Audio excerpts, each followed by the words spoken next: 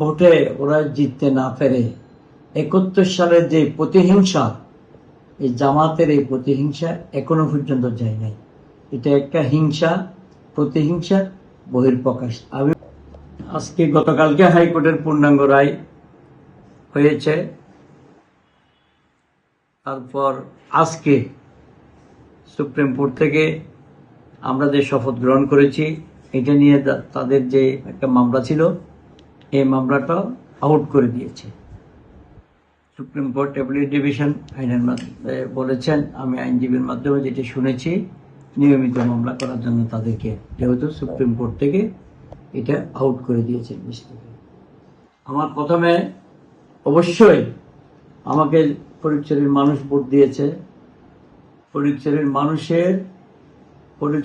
12 লক্ষ মানুষের উন্নয়ন অগ্রযাত্রা ব্যাহত করার জন্য জামাতের প্রার্থী নুরুল আমিন বারবার মামলা করে যাচ্ছে, এবং এই মামলা করার কারণে ফটিকছড়ির মানুষের অধিকার অনেক কেড়ে নেওয়া হয়েছে।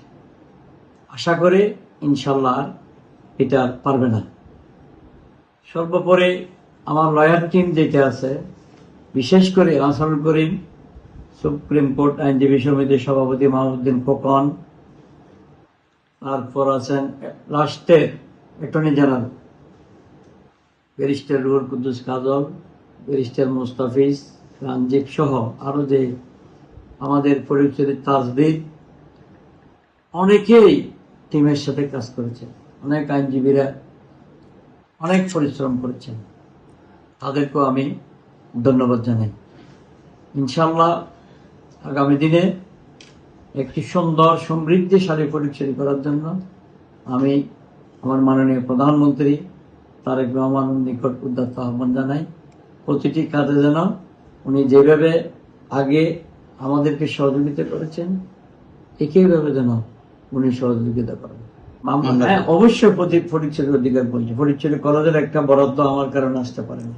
ফটিকছড়িতে প্রায় 6 কোটি টাকার মতো বিভিন্ন রকমের বরাদ্দ, যেটা সংসদ সদস্যের মাধ্যমে বিভিন্ন এমপিরা পেয়েছে, এটা পাইনি। এটা ফটিকছড়ির মানুষ বঞ্চিত হয়েছে না। আশা করি আমি চেষ্টা করতেছি, আমি আমার বিভিন্ন যে সমস্ত মন্ত্রণালয়ে থেকে বরাদ্দগুলো আসতো, সংশ্লিষ্ট মন্ত্রীর সাথে আমি কথা বলেছি, ওনারা আশ্বস্ত করেছেন এটা আমাদেরকে দেবে। জনগণের ভোটে ওরা জিততে না পেরে 71 সালের যে প্রতিহিংসা, এই জামাতের এই প্রতিহিংসা এখনো পর্যন্ত যায় নাই। এটা একটা হিংসা, প্রতিহিংসা বহিঃপ্রকাশ। আমি বলবো তাদেরকে সাতক্ষীরার এমপি নজরুল ইসলামের দিকে নজর দেওয়ার জন্য আমার দিকে নজর না দিয়ে। ধন্যবাদ।